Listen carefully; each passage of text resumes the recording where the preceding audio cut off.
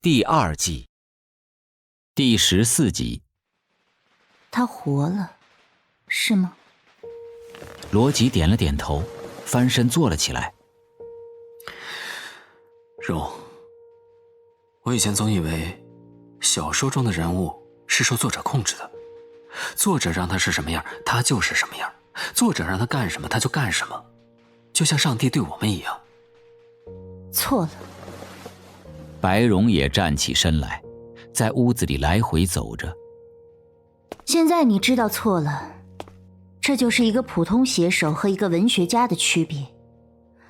文学形象的塑造过程有一个最高状态，在那种状态下，小说中的人物在文学家的思想中拥有了生命。文学家无法控制这些人物，甚至无法预测他们下一步的行为，只是好奇地跟着他们，像偷窥狂一般观察他们生活中最细微的部分，记录下来，就成为了经典。原来文学创作是一件变态的事儿。至少从莎士比亚到巴尔扎克到托尔斯泰都是这样，他们创造的那些经典形象都是这么着从他们思想的子宫中生出来的。但现在的这些文学人已经失去了这种创造力，他们思想中所产生的都是一些支离破碎的残片和怪胎，其短暂的生命表现为无理性的晦涩的痉挛。他们把这些碎片扫起来装到袋子里，贴上后现代了、解构主义了、象征主义了、非理性了这类标签卖出去。你的意思是我已经成了经典的文学家？哼，那倒不是，你的思想只孕育了一个形象，而且是最容易的一个。而那些经典文学家，他们在思想中能催生出成百上千个这样的形象，形成一幅时代的画卷，这可是超人才能做到的事。不过你能做到这一点也不容易，我本来以为你做不到的。你做到过吗？也是只有一次。白蓉简单的回答，然后迅速转移了话题。他搂住罗辑的脖子说道：算了，我不要那生日礼物了，你也回到正常的生活中来，好吗？如果这一切继续下去，会怎么样？白蓉盯着罗辑研究了几秒钟，然后放开了他，笑着摇了摇头。我知道晚了。说完，白蓉拿起床上自己的包走了。这时，罗辑听见外面有人在4321的倒计时，接着一直响着音乐的教学楼那边传来一阵欢笑声。操场上有人在燃放烟花。看看表，罗辑知道这一年的最后1秒刚刚过去。罗辑躺在床上问道：明天放假，我们出去玩好吗？罗辑知道女孩子已经出现在那个并不存在的壁炉旁了。女孩指了指仍然半开着的门，一脸天真地问：不带他去吗？不，就我们俩。你想去哪儿？女孩子出神地看着壁炉中跳动的火苗。去哪儿不重要，我觉得人在旅途中感觉就很美呢。那我们就随便走，走到哪儿算哪儿。那样挺好的。第2天一大早，罗辑开车驶出了校园，向西驶去。之所以选择这个方向，仅仅是因为省去了穿过整个城市的麻烦。他第一次体会到没有目的地的出行所带来的那种美妙的自由。当车外的楼房渐渐稀少，田野开始出现时，罗辑把车窗打开了一条缝，让冬天的冷风吹进一些。他感到女孩的长发被风吹起，一缕一缕地撩到她的右边的脸上，有一些痒痒。女孩指着远方说道：看，那边有山。今天能见度好，那是太行山。那山的走向会一直与这条公路平行，然后向这面弯过来，堵在西方。那时路就会进山。我想我们现在是在哎，不，别说在哪儿，一知道在哪儿，世界就像变成一张地图那么小了。不知道在哪儿的话，感觉世界才广阔呢。那好，咱们就努力迷路吧。罗辑说着，拐上了一条车更少的支路，没开多远，又随意拐上了另一条路。这时路两边只有连绵不断的广阔的田野，覆盖着大片的残雪。有雪和无雪的地方面积差不多，看不到一点绿色，但是阳光灿烂。地道的北方景色。哎呀，我第一次觉得没有绿色的大地也能很好看的。绿色就埋在这田地里，等早春的时候还很冷呢，冬小麦就会出苗，那时这里就是一片绿色了。你想想，这么广阔的一片。不需要绿色嘛，现在就很好看啊。你看，大地像不像一只在太阳下睡觉的大奶牛？什么？罗辑惊奇地看了女孩一眼，又看了看两侧车窗外那片片残雪点缀的大地。啊，真的有些像。我说，你最喜欢哪个季节？秋天。为什么不是春天？春天，好多感觉挤到一块儿，累人呢。哎，秋天多好呀！罗辑停了车，和女孩下车来到田边，看着几只喜鹊在地里觅食，直到它们走得很近，鸟们才飞到远处的树上。紧接着，它们下到一条几乎干涸的河床里，只是在河床的中央有一条窄窄的水流。但毕竟是北方的河，它们拾起河床里冰冷的小卵石向河里扔，看着浑黄的水从薄冰上被砸开的洞中涌出。然后他们又路过了一个小镇子，在集市上逛了不少时间。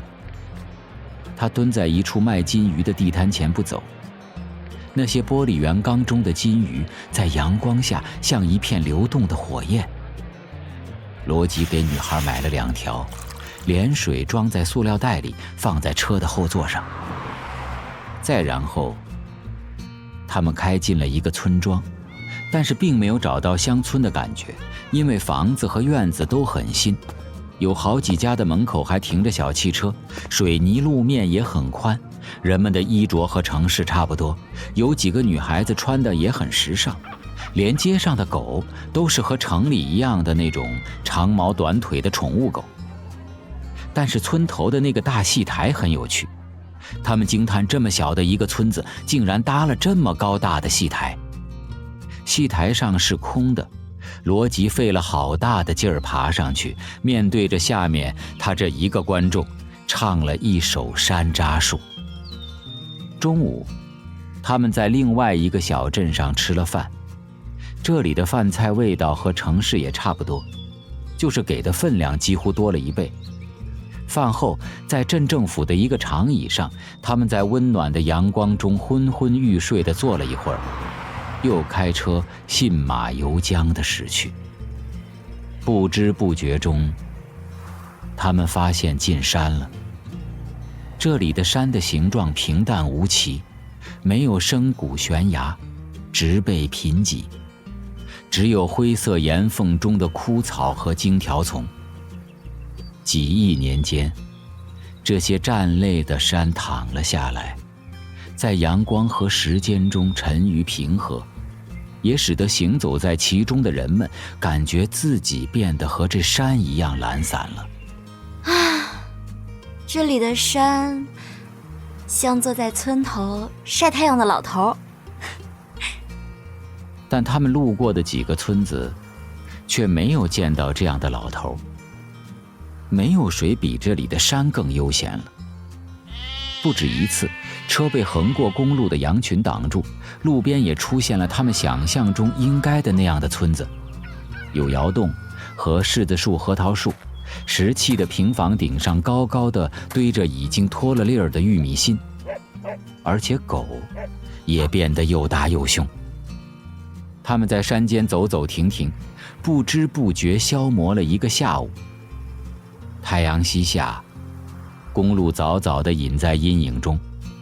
罗辑开车沿着一条坑洼的土路爬上了一道仍然被夕阳照映着的高高的山脊。他们决定把这里作为旅行的终点，看太阳落下之后就回返。女孩的长发在晚风中轻扬，仿佛在极力抓住夕阳的最后一缕金辉。返回的时候，车刚驶回公路就抛锚了，后轮轴坏了，只能打电话叫维修救援。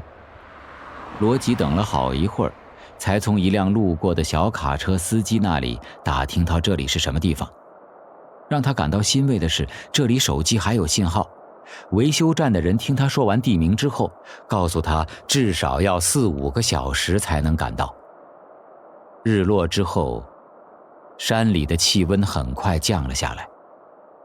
当周围的一切开始在暮色中模糊起来时，罗辑从附近的梯田里收集来了一大堆玉米秸秆，生起了一堆火。真暖和，真好。女孩看着火，就像那一夜在壁炉前一样高兴。罗辑也再一次被火光中的女孩迷住了，他被一种从未有过的柔情所淹没，感觉自己和这篝火一样，活着的唯一目的就是给他带来温暖。女孩看着周围越来越浓的黑暗，问道：这里有狼吗？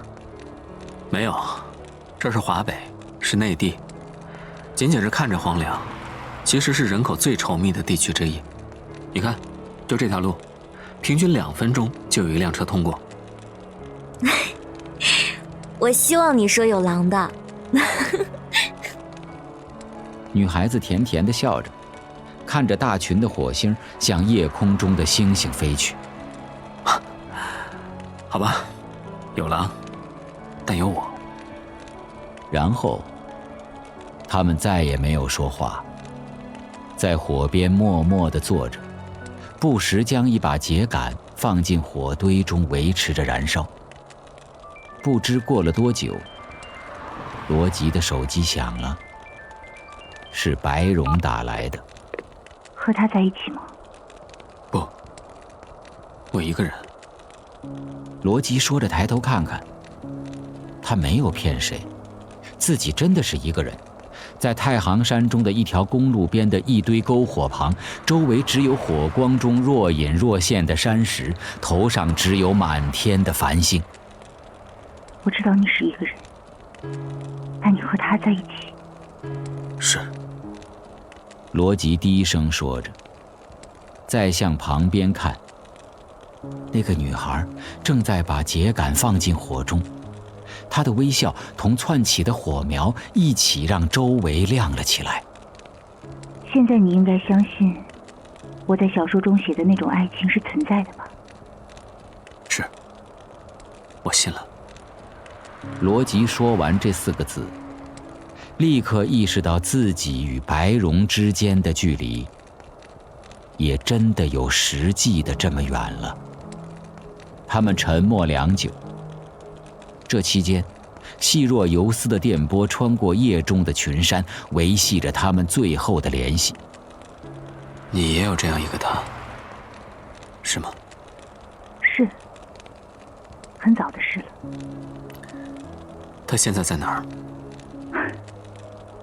还能在哪儿？是，还能在哪儿？好了，早些睡吧。再见。白蓉说完挂断了电话。那跨越漫漫黑夜的细丝中断了，细丝两端的人都感到了一些悲哀，但也仅此而已。外面太冷了，你到车里去睡好吗？我不，我要和你在这儿。你喜欢火边的我，是吗？从石家庄赶来的维修车半夜才到，那2个师傅看到坐在篝火边的罗辑，很是吃惊。哟，先生，你可真抗冻啊！这引擎又没坏，到车里去开着空调，不比这么着暖和呀？车修好之后，罗辑立刻全速向回开。在夜色中，他冲出群山，再次回到了大平原上。清晨时分，他到达了石家庄，回到北京已经是上午10点。罗辑没有回学校，而是开着车径直去看心理医生。